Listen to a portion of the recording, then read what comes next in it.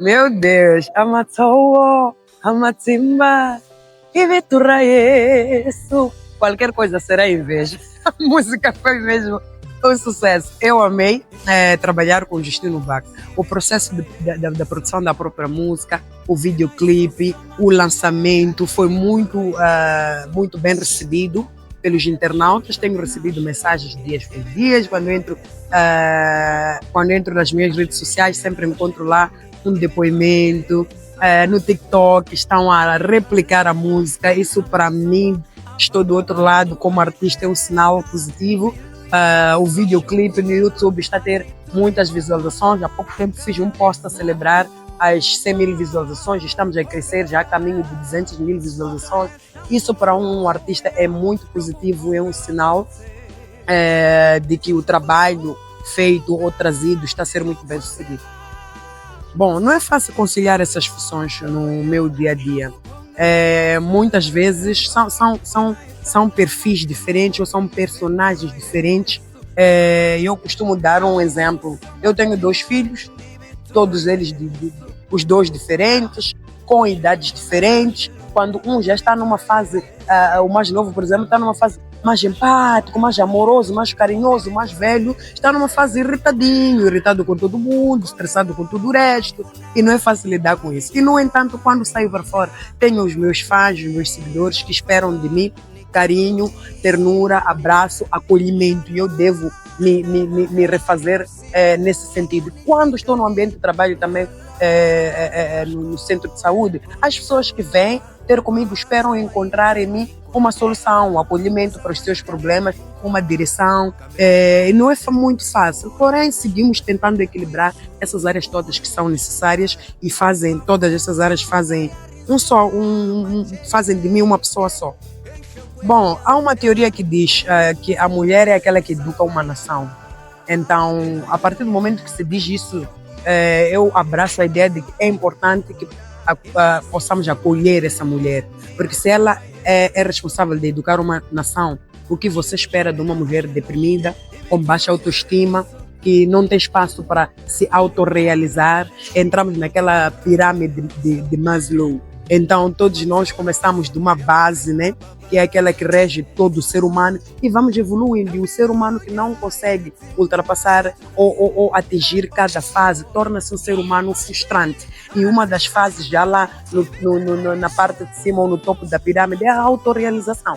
Então, só elas é visto por mim como um espaço aberto para que essas mulheres se conheçam, se descubram, exerçam seus talentos, possam inspirar-se, motivar-se, e com isso educar as novas gerações, as futuras gerações, educar culturalmente e entre outras formas, porque a música ela não é só algo, não é só diversão, não, ela é pedagógica, é onde nós também aprendemos a saber ser e estar enquanto mulheres, enquanto seres humanos na sociedade. Bom, esse tipo de iniciativa é muito importante. Todo ser humano precisa de ser motivado, incluindo o artista, porque é uma forma de reconhecer o trabalho daquele artista. Eu, em particular, quando me lancei na música, me lancei de forma tímida. Eu não acreditava em mim mesma. Foi tipo, me lancei no acaso. Mas quando um ano depois eu ganho o meu primeiro prêmio do Ngoma, aquilo motivou-me a lançar mais uma música.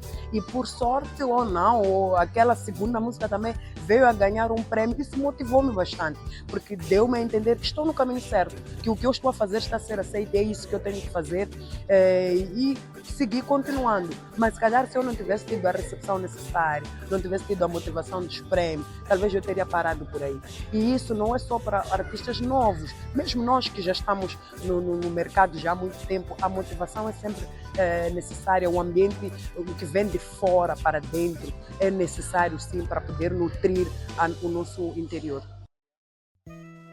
Seguir a carreira de forma independente na indústria musical para mulher não é novidade nenhuma, até porque não é só para mulher. No mercado nacional, em Moçambique, muitos artistas têm seguido assim. Essa parte nossa no país está em déficit, mas há um risco nisso, é que essas pessoas ficam vulneráveis, ficam expostas a ambientes de assédio, entre outros vários, e na sede de querer alcançar, de vencer, o percurso pode não ser muito bom. Sem contar com a parte em que esse artista pode ser ser usado, ele pode ser instrumentalizado. Então, um artista que não sentou na carteira para aprender qual é o seu valor, até onde deve se impor. Quando falo de impor, eu nunca falei isso para ninguém, mas eu recebi uma chamada do Bang, antes dele falecer, que ele dizia para mim: olha, eu te vi num show e gostei, eu estou a realizar um evento que eu quero que você esteja lá, mas outro dia eu te ligo para falarmos melhor, só vou te dizer uma coisa: saiba se impor, imponha-se. Obrigado, tudo bem, a chamada terminou. Infelizmente não deu para fazer parte do show, porque ele veio a falecer. Nunca mais voltei a falar com ele e levei muito tempo para entender o que é isso de me impor. E até hoje eu me questiono o que será que ele viu e notou em mim que ele fizesse ele dizer-me que eu preciso saber me impor. Então, quando nós temos um agente, alguém que trabalha conosco, essa pessoa é a pessoa que vai nos direcionar, educar, nos dar uma aula do que é ser artista. Porque não é só cantar, nos dar uma aula de como é que um artista deve ser, estar, valorização, entre outros vários aspectos que compõem um artista. Esse é o trabalho de um agente. O trabalho de um artista é só cantar. E infelizmente o artista tem sede das coisas, de alcançar as coisas. E muitas vezes, numa fase inicial, nem é por dinheiro, é mesmo por fama, quer que a música toque em todo lugar. Para ele, basta a música tocar, é tudo. Então o que acontece? Aceita tudo menos nada porque quer que a música toque. Infelizmente toca um mês, pronto, acabou. Mas algo dentro de nós foi destruído, que não leva um mês, nem 2, nem 3 para reconstituir, que é a nossa integridade, a nossa dignidade, a nossa saúde mental. Então, infelizmente, esse mercado está em déficit e é necessário, é muito importante para todos e principalmente para as mulheres. Essa questão é uma questão que eu muitas vezes nem gosto muito de tocar porque é muito sensível. O artista não canta apenas por talento ou por qualquer outra coisa que seja, mas também é um ganha-pão. E para mim, não consigo julgar um artista que aceita o pouco que aceita, desde que esteja a fazer o certo. Pronto, vão dar 5 mil para ir cantar porque tenho filhos para sustentar, tenho uma família para sustentar. Agora, o ponto de interrogação que eu também muitas vezes me coloco e não tenho resposta a maioria das vezes é de quem é a responsabilidade de pagar melhor esses artistas. Então, a vulnerabilidade, mais uma vez, nos torna presas fáceis. Quando estamos numa situação em que tens uma família para sustentar e ao mesmo tempo tens o seu talento, tens a sede de lançar arte, queres que todo mundo te conheça e etc. Mas quando a nossa sociedade não tem a cultura de comprar a nossa arte, só vende a arte que vem de fora. Não temos a atitude de comprar bilhete, de comprar camiseta, de comprar livro, de comprar qualquer coisa de alguém que venha de nós. Nós, como é que posso dizer, potencializamos essa vulnerabilidade do artista. Agora, de quem é a culpa? É a parte difícil de eu responder. Se é da sociedade, que menos adere os nossos eventos e etc. Ou nós talvez devemos fazer alguma coisa mais. Eu até posso deixar essa questão como uma provocação, que precisa sentar-se e debater-se para se encontrar onde é que está o problema. Os artistas é que têm que dar mais, ou os moçambicanos é que têm que ter cultura de consumo, de cultura de nacionalização, patriotismo, nacionalização. Eu considero-me uma artista que faz muito esforço para conseguir fazer as coisas e trazer as coisas à tona. E às vezes também me entristeço e fico frustrada quando eu lanço um trabalho e eu vejo que ele não está a ser valorizado como deve ser. E o nosso limite como artista é ficar felizes com os likes, as partilhas dos Facebooks, TikTok e Instagram. Mas não é isso que alimenta as nossas famílias. Porque infelizmente no nosso país nem essas plataformas não dão dinheiro. Então é uma dó. Bom, essa plataforma, a Patano já tem feito esse trabalho e desde já está de parabéns. Eu tenho visto as publicações, muitas vezes não, quase todas elas não, todas elas associadas a artistas nacionais, a potencializar a cultura moçambicana.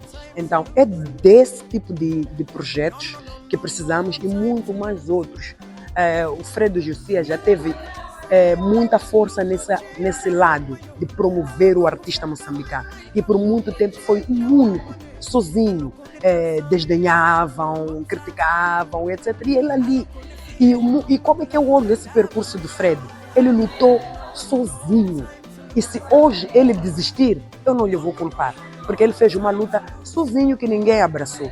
E até hoje ninguém abraça. É mais fácil abraçar o mais simples, o mais aderido, porque se eu fizer show, publicar uma foto de uma artista de fora, terei mais like, terei mais partilhas e etc. Mas é preciso impor-se. Lembram da chamada que eu recebi? Fui aprendendo o que é impor. É preciso saber nos impor no mercado. Muito obrigada a todos pelo carinho. Eu fico muito feliz que tenho vocês do outro lado. Obrigado pelos likes, partilhas, pelas mensagens, por consumir a minha música, pelos vídeos que vocês mandam para mim. Muito obrigada. Eu desejo que Deus abençoe a todos vocês. E quando nos encontrarmos em algum lugar, possamos dar muitos abraços, beijinhos, fazer fotos para inundar as redes sociais com a nossa moçambicanidade.